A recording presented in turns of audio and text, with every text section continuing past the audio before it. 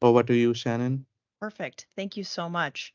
So, I'm here today to talk about a newer feature within the Microsoft Entra product line. It's Microsoft Entra Workload Identities. So, a little bit about me. My name is Shannon Kuehn, and yes, it's pronounced Keen. It doesn't look like it at all whatsoever. I'm actually originally from Nebraska. I grew up in Lincoln, Nebraska, and then I moved to Chicago in the early 2000s. So, the year I moved out here was 2004, which is unfortunately meaning I'm coming up on 20 years. I wish it was 20 years of living out here. So, it's been an interesting journey. I didn't go to school for technology. I sort of found my way into technology by way of being a DJ and needing to record demos for club promoters. So if you're familiar with Lincoln, Nebraska, that was my goal in mind, right? I wanted to get exposure in Lincoln, so I crafted a bunch of promotional mixes for the Bricktop. Unfortunately, I got more activity based out of Omaha, so a lot of folks thought I was from Omaha originally. So I was very prevalent at the 425 club downtown. So it's been an interesting journey, right? But every single job I had allowed me to grow deeper with technical skill.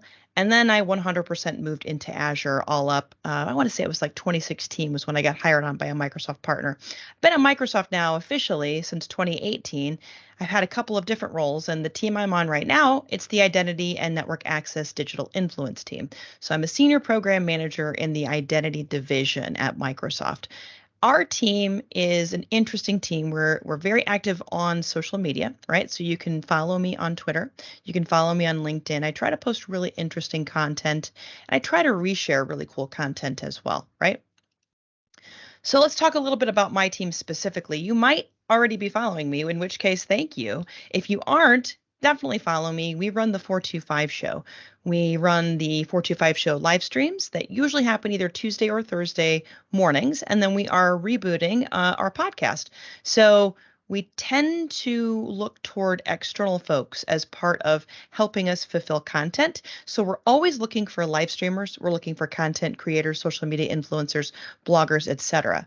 So you can always learn more about what our programs look like by going to the425show.com. I will share these slides with Vibob after the meetup today. So you'll have links to join the digital influence program. And then just know that we do quite a bit, right? So we are streaming on Twitch, which simultaneously streams us on YouTube and LinkedIn. From there, we're pretty active on Twitter. And then we are now experimenting with social media influencers and what that short form video uptick looks like related to content on TikTok and Instagram. And then we have conducted hackathons on DevPost. So we're getting ready to go into a pretty concentrated set of activities. So definitely follow me. I won't ruin it too much, but in a couple of weeks here, we'll have a lot of activity coming from our team. So let's move into workload identities, right? So I think all of us are familiar with the way in which customers are adopting cloud. More and more workloads are moving into the cloud, and a lot of them are cloud native. I think we're sort of past lift and shift. We still have customers that are at that point in their transformation, but I'd say the bulk of the lift and shift has, for the most part, been done. So now we're looking at application services, scripts, and daemons. And these aren't necessarily users that are running these applications or these scripts or these services, et cetera, right?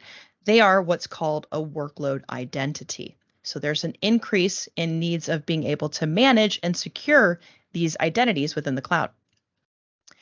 If you think about taxonomies in Azure Active Directory in terms of identities, you've got human identities and you've got non-human identities. Human identities we're pretty much all familiar with, right? So employees, external users, service accounts, those are all considered human identities. But then there's this big, huge presence of non-human identities, right? So service accounts again, right? But devices, internets of things, and workloads. So that's where the applications, service principals, and managed identities hang out.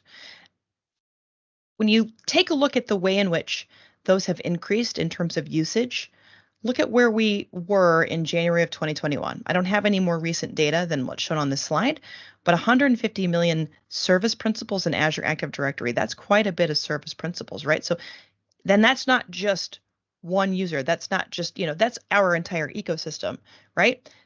Pretty crazy if you think about it. And that number is just growing because more and more folks are getting savvier with how they deploy their workloads.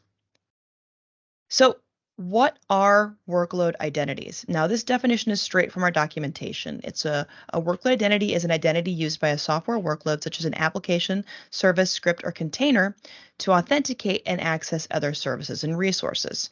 Now, sounds pretty familiar, right? And I think a lot of folks were wondering what the heck workload identities even were. So in Azure Active Directory, right, part of Entra, workload identities are an application, a service principal, or a managed identity. So those concepts don't go away. This is sort of the wrapper over all three. Now, you might be wondering some of the ways these workload identities are being used. So you can think about it like a web app that enables access to the Microsoft Graph API based upon admin or user consent, right? So the access could either be on behalf of the user or on behalf of the application. If you think about a managed identity being used by a developer to provision their service with access to an Azure resource, such as an Azure Key Vault or Azure Storage, those are ways in which you can think about a workload identity being used. And then there's the service principal being used by a developer to enable a CI/CD pipeline to deploy a web app from GitHub to Azure, right? So these are some of the really quick ways of thinking about it. And these are just quick ways. There's so many more sophisticated ways of thinking about it.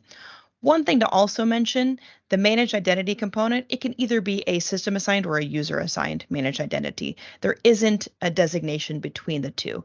It's just managed identities all up. Now, there are a number of challenges with managing and securing workload identities. So, first and foremost, many traditional IAM capabilities don't apply to workload identities. Unfortunately, customers found it difficult to manage lifecycle, right? So how do you get visibility into the activity of workload identities that, helps you with periodic cleanup, knowing what you have so you can figure out, do you need to clean up, right? So sometimes those are some of the hard questions to ask. There's a higher potential for secrets or credentials to leak.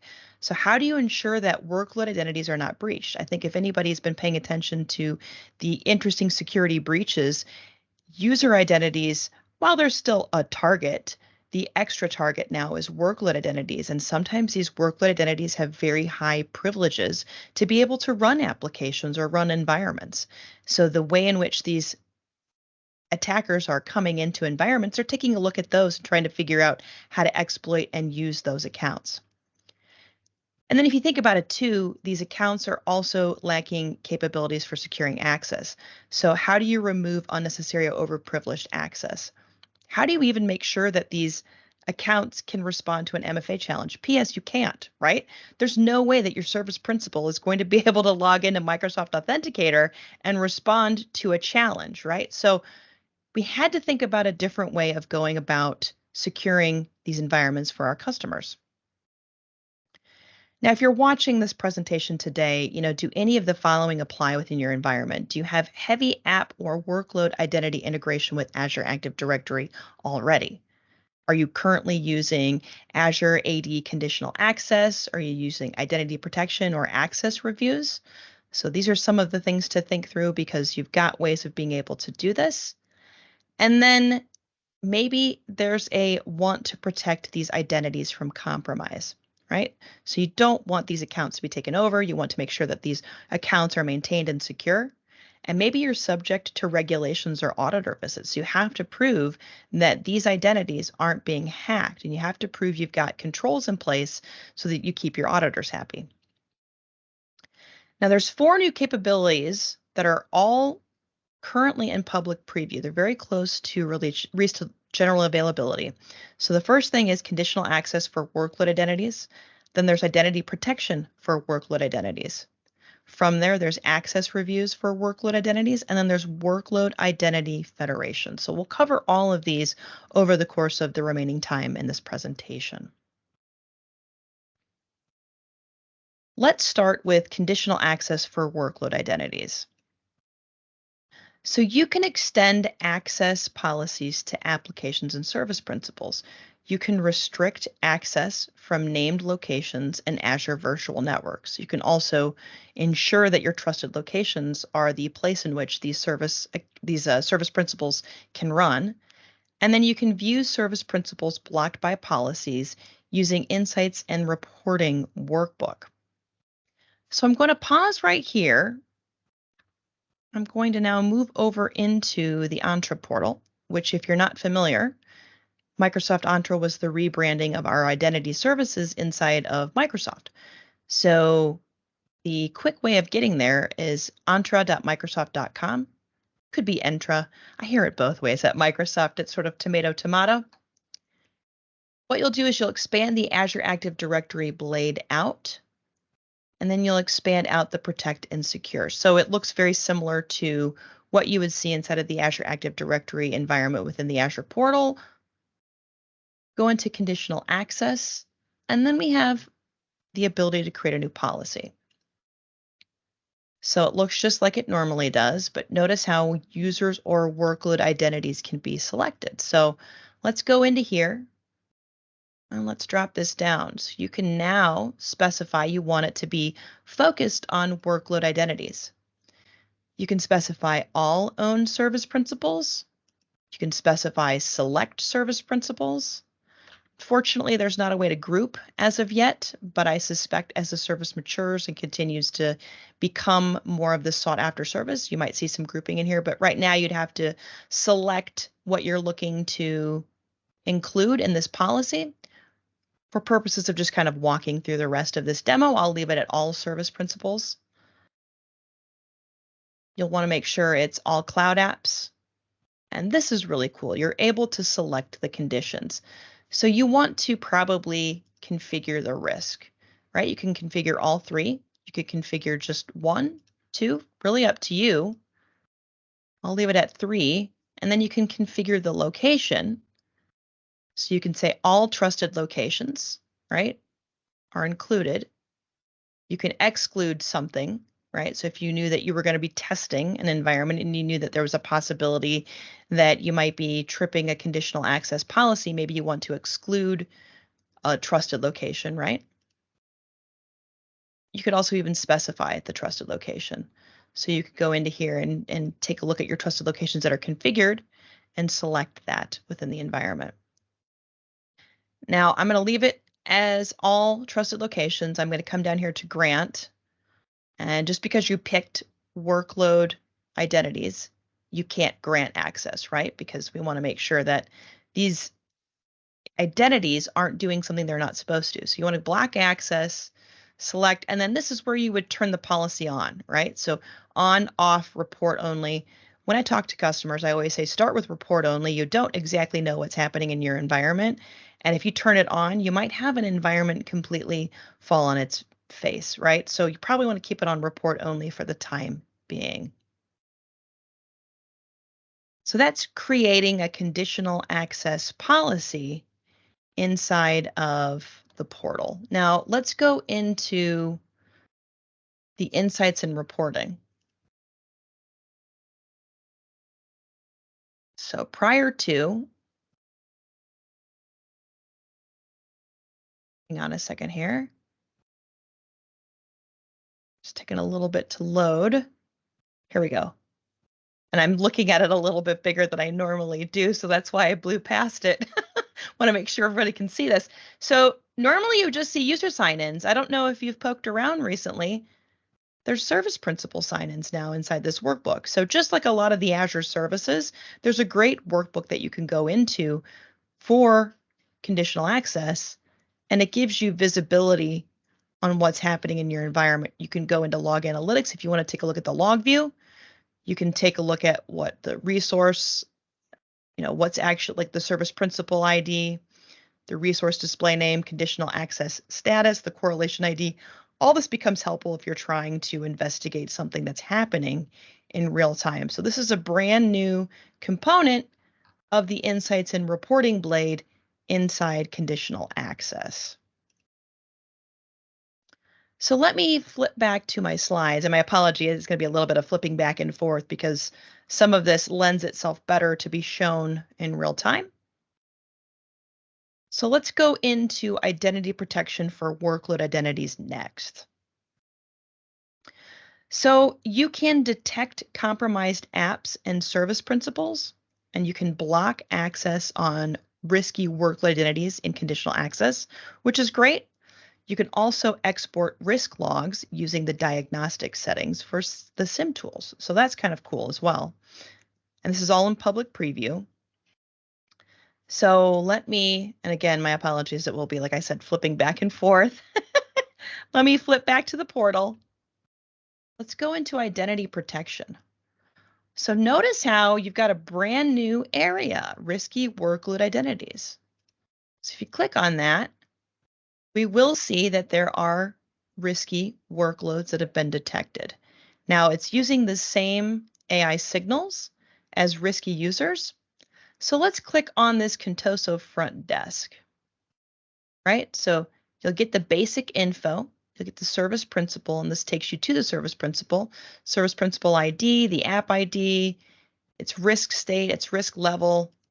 You can look at the risk history. So let's say you had multiple hits. You can go into the sign-ins and the audit logs. These won't really do too much because they're defaulted to see the last 30 days. As we know, this is longer than 30 days ago. The cool part, though, is you can take a look at the risk detections. You can confirm the service principal is compromised. You can dismiss the service principal risk if that made sense, right? And you could even enable the service principal. So sometimes some of these policies just disable it. You could enable the service principal from within identity protections, which is great. So let me back out of here. Let me go into risk detections. So just like before, you would see user detections. Now there's workload identity detections. Now I do need to switch it. Unfortunately, these events were tripped on purpose right around the same time frame. So let's go to that. Let's go to that front desk. Right. So this gives you more info, gives you a deeper idea of what's happening within your environment, a reason why you might want to take a look at the sign-ins report, the risk report.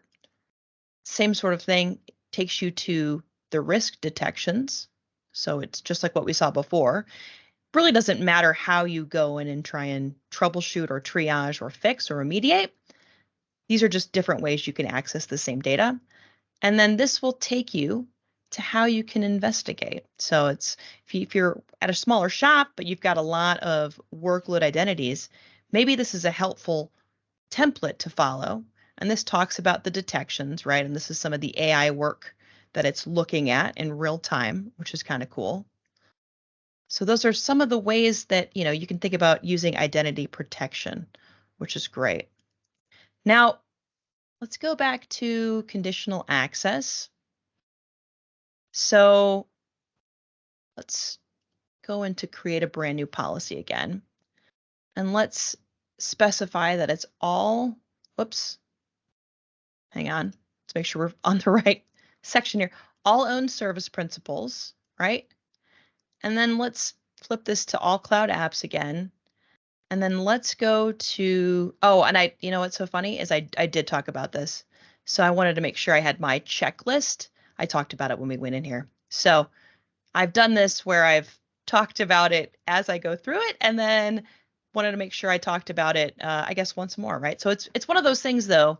It's nice to see this, that you've got flexibility in choosing what you want to see and what you want signals on, which is helpful. Let's see. Let me showcase a screenshot next. Let's see something here.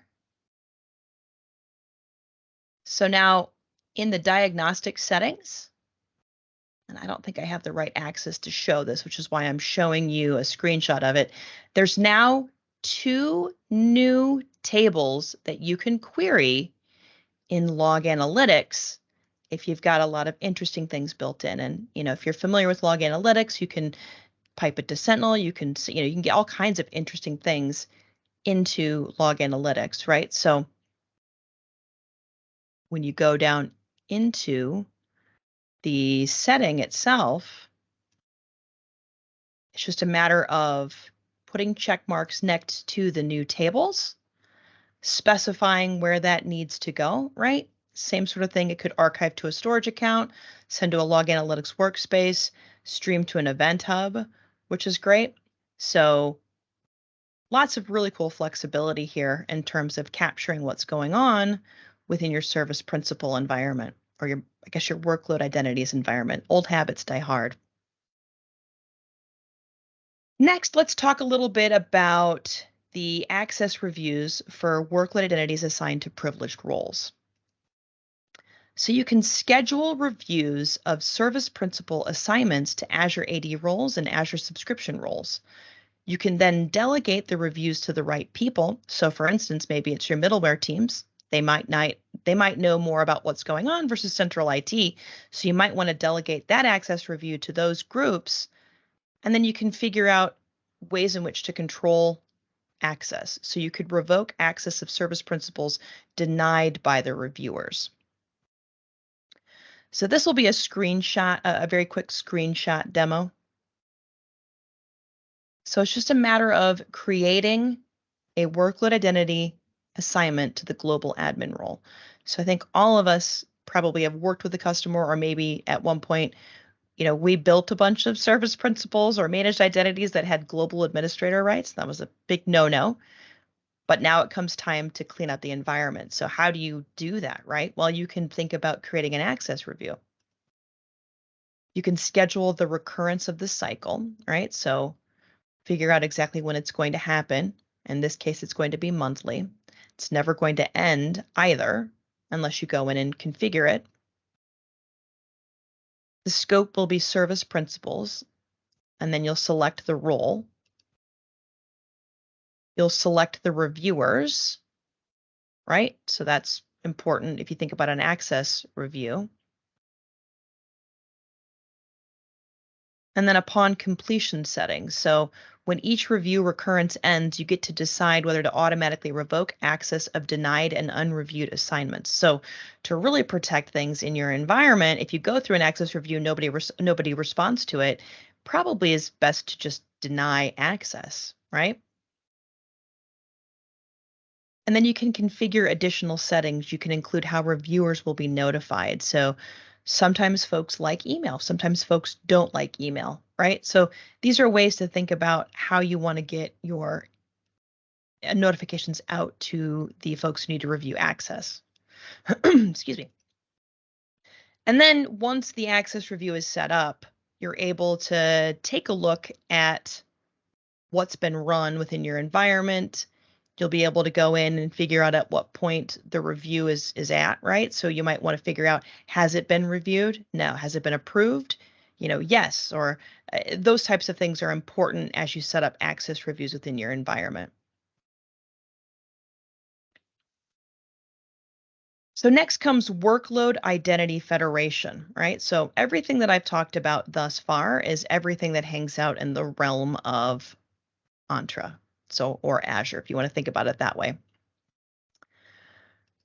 Now, Workload Identity Federation, it allows you to access Azure Active Directory protected resources without needing to manage secrets.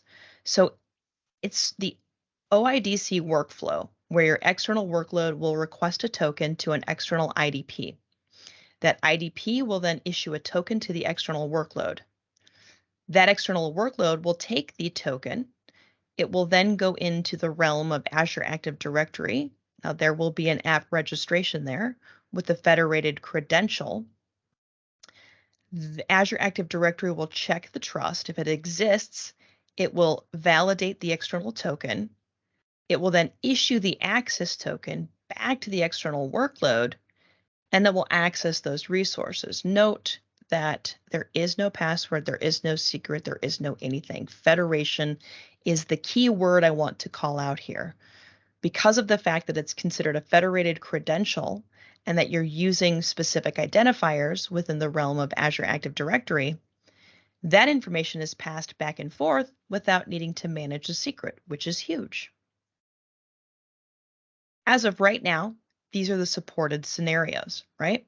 So there's GitHub Actions, there's Google Cloud, there's workloads running on Kubernetes, workloads running in compute platforms outside of Azure, So those are the ways to think of these supported scenarios. Now, let me make sure of one thing here. Let's go into, my apologies, I thought I had the right slides up. Let's do this. So these are, if you think about it, developers can't be trusted. No, I'm kidding. I should be nicer to my developer friends because I feel like I am a developer these days, even though I didn't develop professionally. So, managed identities are becoming a really hot topic with developers, especially if you think about the ways in which that they develop. You don't want to have your developers maintain secrets over time because that's a highly privileged action. You probably want to make sure that there's a way in which they can be, impactful within their job roles, but that they're not necessarily having to manage the secrets, right? So, you can assign these identities the same way that you would normally, assign, everything else, right? In the sense of app service functions, logic apps, and storage. And you probably want to be able to request tokens from Azure AD, right? So that's where the background came about from Identity Workload Federation. And if you think about it too, there are a number of scenarios that require developers to manage secrets for Azure Active Directory. So if you were a developer that was developing Kubernetes applications, or you were building out things in the realm of GitHub and you needed GitHub Actions to deploy your resources, you had to think about getting a service principal, and then stuffing that service principal secret into your GitHub repository, for example. Unfortunately, even though those aren't really seen by the human eye, there's a possibility they could be breached. There's also a possibility that when you rotate your passwords, you might forget about an environment, and then a highly critical application winds up sort of falling on its face. So this allows developers to use that third-party JWT, JSON Web Token, to get access tokens for Azure AD service principals or managed identities without needing secrets. So that's the big piece here. This avoids issues around leaked or expiring secrets. And this is that quick look at it once more. And my apologies, I thought I had the right deck in front of me. That's what I get for scrambling. So don't do as I do. Do as I say, right? Isn't that what every parent says to their children? So I think what makes the most sense next is to kind of walk through a demo, right? So let me back out of there. So there are two great spots for documentation, right? There's the Microsoft documentation, which walks you through the portal. And I don't know if you're like me, but every time I set something up the first time, I use the portal. You could set up this environment using, the Azure CLI, Azure PowerShell. But it walks you through how you add the federated credentials. It walks you through how you create the GitHub secrets, how you set the Azure login in the realm of using GitHub Actions. So I'm not a big YAML fan, and it's nice to be able to take something like this and plug it into GitHub and then have an application deploy without a lot of issue. You get the same sort of readout, just like you would if you're running this in Azure DevOps, right? You get a readout on what's going on within the environment. And then, it's great to sort of walk you through it. And I use this quite a bit when I was experimenting. I think GitHub Actions is probably the easiest spot to get started with Workload Identity Federation. And then this is the GitHub documentation, right? Which sort of helps you a little bit more related to spacing and what's happening. Notice how this example is using Ubuntu, and it's using the AZ CLI. Depending upon what you want to do, you've got flexibility, of grabbing the same type of workflow. So this is the same concept. Ubuntu, it's running the AZ CLI, and then this is running PowerShell. So straightforward. In fact, I set this up initially just to run a straightforward PowerShell command. So let me back out of each of these and let me highlight this repo. Now, my PowerPoint slide will highlight where to go for this. Now, there's a software engineer at Microsoft named John Gallant. He wanted to build a really great automated way of deploying this. In fact, this sort of helped me solidify what was really happening behind the scenes even more. It does a great job of kind of walking through the workflow of what happens. You could even build this on a dev container, right? So it's this shell script right here. And you can see it's doing quite a bit of automation, but it's great to play around with. So if you're somebody who's always experimenting with code, trying to figure out, hey, could we automate this process? He did it. He did it pretty great. And it's minimal effort on your end to adopt and maintain.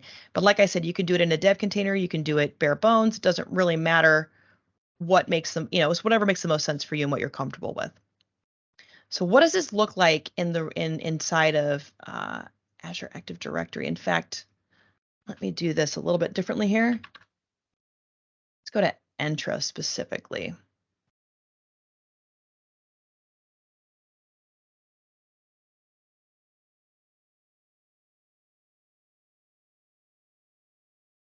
Okay. Toggle that off. Okay. So when you go down into app registrations,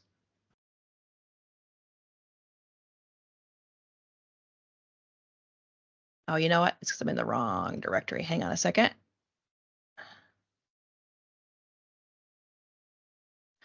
It's the beauty and curse of working in identity. You probably have a lot of tenants you log into on a regular basis.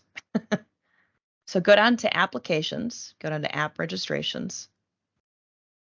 And so I chose to spin up, it's literally the static web app tutorial in our documentation, my first web app. So I just called the app registration my first web app. Looks just like it normally would if it was a regular app registration. Let's go down to certificates and secrets. Notice how there are no certificates or secrets. There's federated credentials, right? Let me make sure that's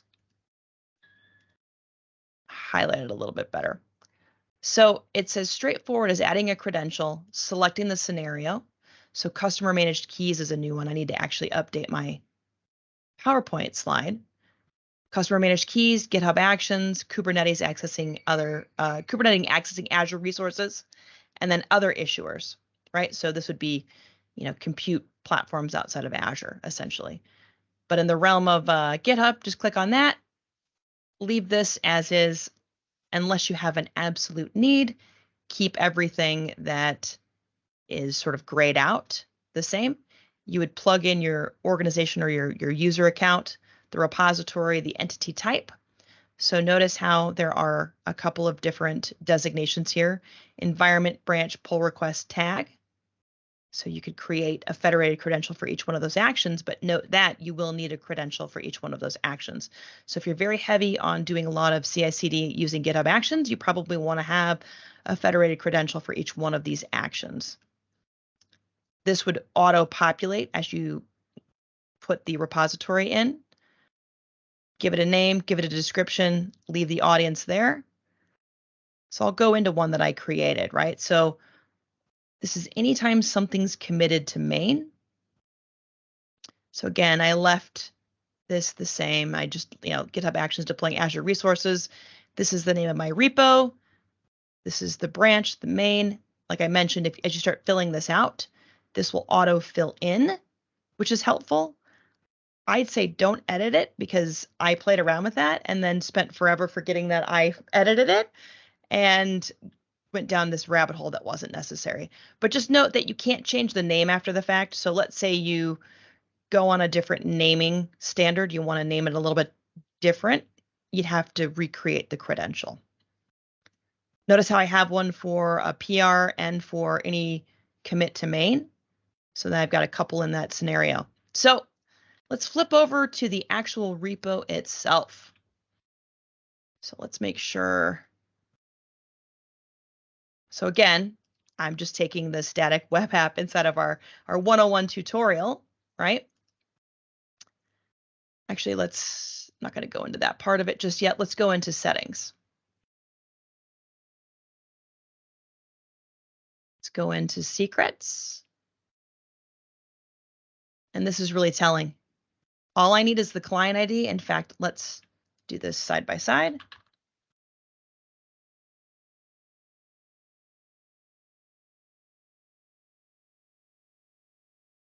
Cool, it has my last directory.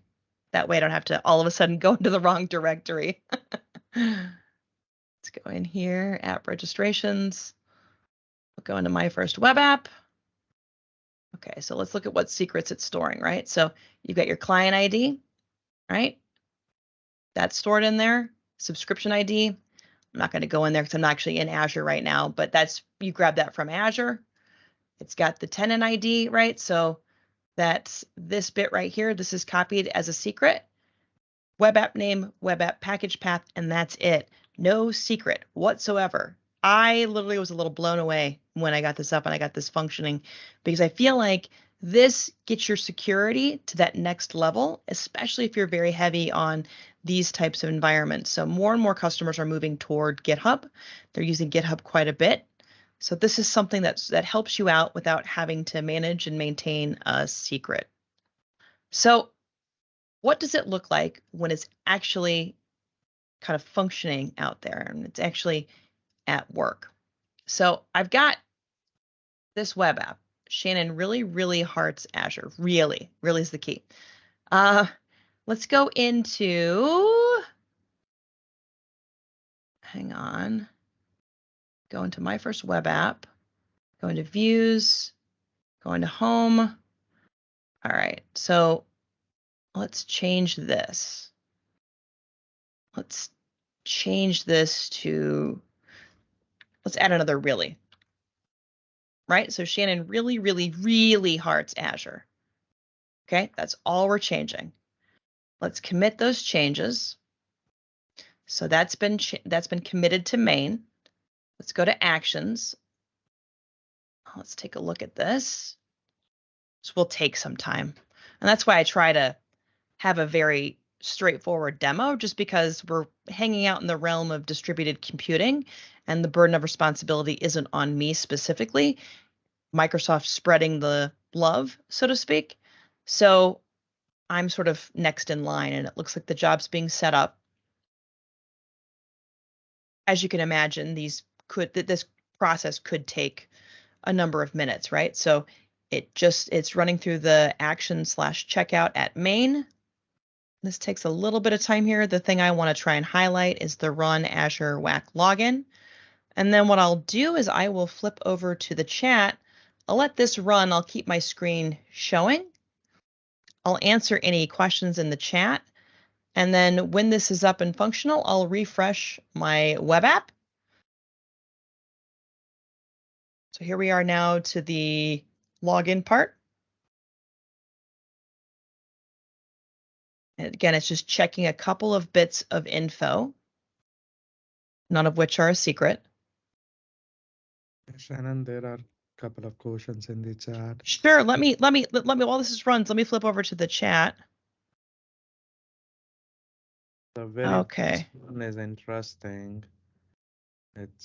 I think since you have been showing around GitHub Actions, so Kevin is asking if we will see the federated identity in Azure DevOps in the future as well.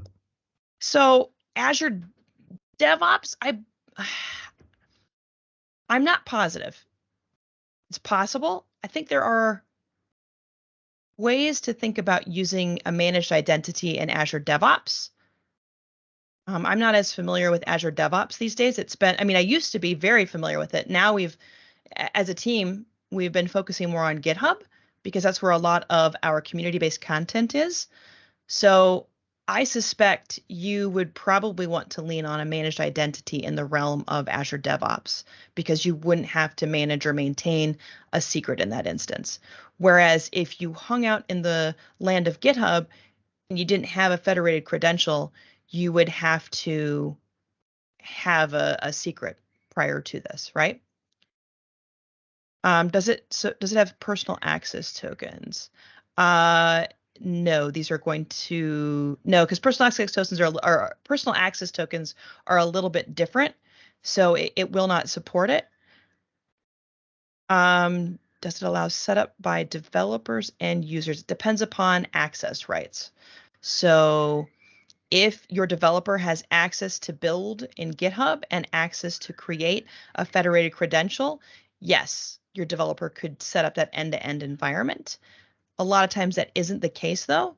So you would have to have some sort of workflow where the federated credential gets created and then handed off to the developer. Now, the developer, all they need is the directory ID, the tenant ID, the subscription ID, and the rest can be maintained by the developer.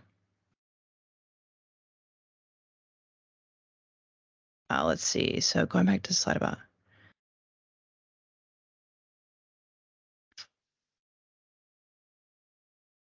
So I'm reading through Michael's question a little bit more. I think after his first question, he has given the reason he has asked that question. Yeah, so this is where it gets a little tricky, right? And I think it comes down to understanding the workflows in each environment, right? So right now, personal access tokens are going to be considered separate. It wouldn't support a personal access token because that's something that's handled by GitHub. That's not handled by Azure Active Directory, at least not to my knowledge. So I don't know if that's on the roadmap. I don't know if that's going to be something in the future. One thing I will plug is we do have identity advisors. You can join that NDA community, and they do run regular calls, I think on a weekly basis. Some of what they've been covering lately involves Workload Identity Federation, and it is an NDA community. So if you join, you could ask these types of questions. You could get some roadmap info. You just wouldn't be able to communicate it broadly on social media, for example. But it might help you if this is something that looks really appealing and could strengthen the security posture within your environment.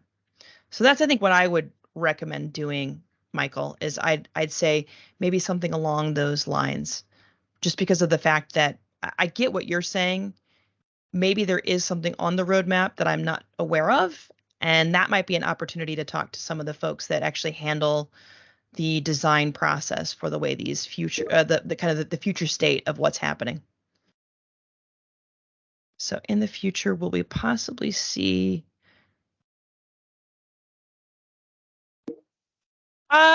It's possible. I don't know of anything that at the moment, but yeah, I mean, this whole scenario is so new, so it's hard to say what will or won't be a part of the service. So I don't know of anything right now. I don't know of anything in the upcoming near term. So that might be another opportunity to join our identity advisors community. And like I said, they cover the entire gambit of identity at Microsoft. They have had Workload Identity Federation sessions, and then they've had a number of other sessions, right? So identity governance, privilege access, right? Those types of things are also covered. But it would be an awesome opportunity to join the community, because even though the sessions may not cover it, you could ask the questions in Yammer, and the product group hangs out there. So the product group will, let's say you ask a question and you don't get an answer right away. It might be one of those things where maybe they have to go and they have to find the person that can give you the answer. But eventually you should get an answer, and you should be able to make an informed decision on, does this make sense for our environment? So yeah, so nothing that I'm aware of right now.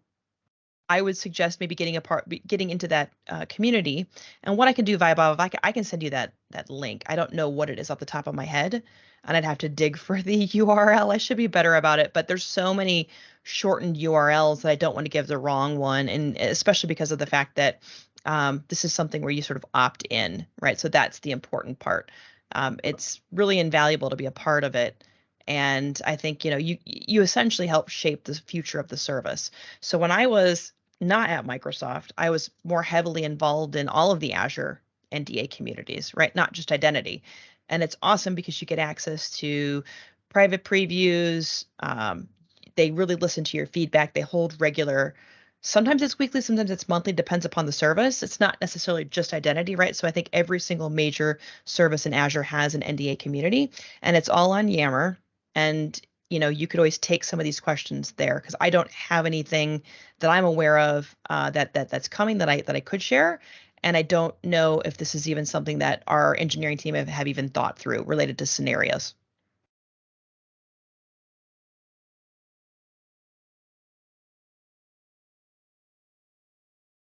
Any other questions?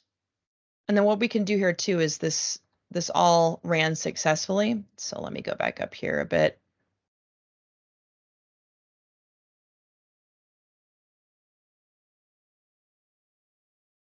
Yeah. The unfortunate thing is that aka.ms link, it's good for external facing stuff. I want to make sure I give you the right link because the one I'm thinking of I think might take you to something that you wouldn't have Microsoft credentials, so I can get you. But it's a fantastic link if you're external. But we also use aka.ms links internally as well, which makes it doubly tough. Sometimes I wish we didn't do it that way, but we do. So let me do this here. So this bit I wanted to highlight. So client ID, tenant ID, subscription ID, that's all that was passed. And let's see, this might take a bit to load. So yeah, no, it's interesting, Kevin. We have aka.ms links we use internally for internal based stuff, and then there's aka.ms links that we can use for anything external that we're sharing as well. So we've made it doubly confusing to the point that now we have to have a group of people that are responsible for the livelihood of that link, because as people have moved in different job roles, some of these links need to be recouped and nobody knows if they can, right? So it's become more and more difficult to manage. And so we've had to think through ways of doing this a little bit better. But yeah, so some of our aka.ms links would take somebody to a link that they wouldn't have Microsoft credentials for. So I can just find that and highlight that and give that to Vibob as part of my I guess my presentation and some of the links that you'll be able to go through. So Shannon really hearts Azure. So the change went through, the application is published. I never had to provide a secret, right? I don't have to manage or maintain a secret inside this repo anymore. So it's kind of an interesting proposition in the sense that we don't have to think through secret management with environments like GitHub, right? Or Kubernetes, right? So Kubernetes that needs an Azure Active Directory service principal, you don't have to worry about that anymore. So more and more scenarios will come as part of this Workload Identity Federation. So that's why I definitely encourage you to join the Identity Advisors community and see if there's a way you could ask a more pointed question about the future of Workload Identity Federation. And, I know that feedback's a big part of it. So, it's hard for us to make services that work for every single customer unless we get that feedback. So definitely join that community and look for the link within Vibov's post once this is all live.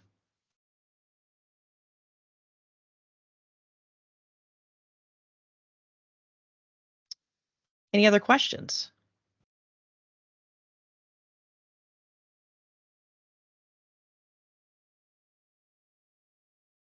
Oh, hang on. There's another question here. In the Entra portal, is it possible to configure alerts notifications for workload identity? Yes, it is. It is. I didn't highlight that because I don't know if I have to go. The reason I didn't do it is I don't think it's easy in the realm of me to go set it up right now, but it's just like it would be if it was a user, if that makes sense.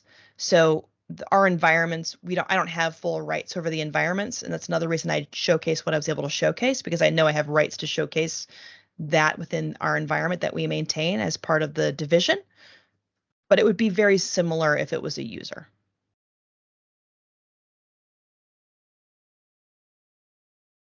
So I think that might be it related to questions. I mean, feel free to come off mute if there's any other questions. Happy to take them.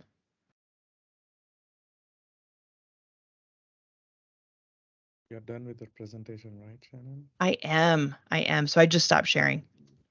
Okay. Yeah, anyone, if you have any questions or any comments, feel free to unmute yourself.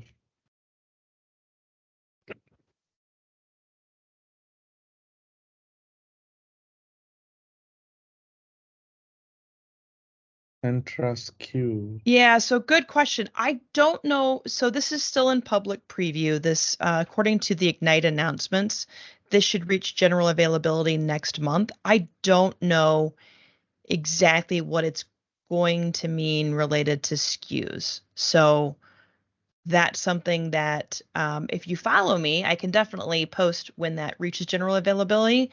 and I can find the right information because I don't know yet what that means related to SKUs. If you If look at our you, documentation, it talks about P1, P2. I don't know if that's the end game. I wish I did. Um, but that's something to, I think, probably pay attention to when it reaches closer to general availability. in our Slack channel, we have also subscribed to Azure Feed. So as soon as there is an update, it also posts there. So if you are on our Very cool. Slack channel, you should be able to read it there There's a Slack channel? for this user group. Nice. I am not on there. Should I be on there? I could actually share my presentation and links there if you think that would make sense. Absolutely. I'll post the link on the chat. Cool. I think there's another question. Really nice site for collection of Microsoft portal names. Yes, Okay, that yes. msportals.io is awesome. I actually have that. It's bookmarked in my I think it's one of these portals, if I remember correct. I think it's this one. Yeah, it's this one. Oh, I'm not sharing my screen anymore. Hang on. I can share it real quick here. So there are a couple of these community-driven efforts that we love at Microsoft. So this is it, msportals.io. I've got portals and endpoints. It's the very first one. I used to have a bunch more, and then when I found out that this one existed, I got rid of them and just used this. So it works out really well. I have this bookmarked actually. Yeah, Very handy. it's very handy. And like I said, this used to be very long. Oh, and I got like a Pi-hole. It's funny, I got like a Pi-hole bookmark too. I had this problem with so I run Pi-hole at home. I it's funny because I was like, where did that go? Oh, my portals and endpoints.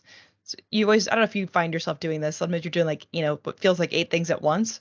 That was that day. So, It's but yeah. funny you talked about Pi-hole because I was attending Omaha .NET user group meeting, I think couple of weeks ago, and they had one of the MVPs talking about Pi-hole. I Oh, don't wow. remember his name, Yeah, so it's awesome. It's great. The only problem is you can't really block ads from YouTube. You have to subscribe to YouTube. Otherwise, you're going to be in like regex hell, and I don't think anybody wants to be in regex hell. And then how about the Hulu? other, what was it? How about Hulu? Hulu? Does it block It that? so far it's done fairly well with Hulu. So I haven't had any complaints, but I noticed that on my phone, if I was on YouTube, because I don't pay for YouTube Premium, I was still getting ads, and I was, trying to figure out like, can I actually block ads? I think at one point you could. I think Google, because it's Google, they figured out that people were blocking ads with things like Pi-hole, and they made their ad. I think their ads and their regular video stuff comes out of the same DNS endpoint now. So, Get um, in touch with Michael. He posted a comment that he can help.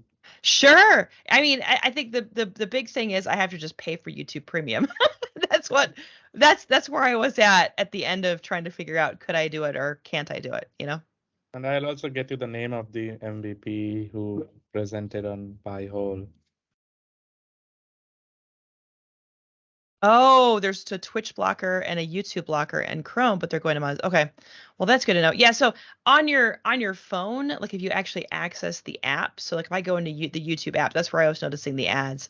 And that's what I was trying to just mitigate because at one point I know I could, or I knew I could, but for whatever reason, that all changed. And I did this going down the rabbit hole one night on the internet and realized that Google changed a lot of the way they serve up their content and ads. It's from the same endpoints now. So you can't specify that this endpoint is the one you want to block and this is the one you want to allow. So yeah. Yeah, it's worse on Twitch. Yeah. I try not to watch on Twitch on my phone for that reason. All right, last opportunity for everyone to ask anything to Shannon. Otherwise, you can always reach out to her on LinkedIn or Twitter. It's true. Like I said, we've got some good stuff coming in early November. So Do you know it if under the cover Entra uses the OAuth 2 client credentials flow for workload identities? I think that's what it is. I don't 100% know, but I think that's what it is. All right, I think that's it. Thank you so much, Shannon, for taking Sure. time out. It was very good topic. I learned a lot today. I hope everyone else on the call would have also learned.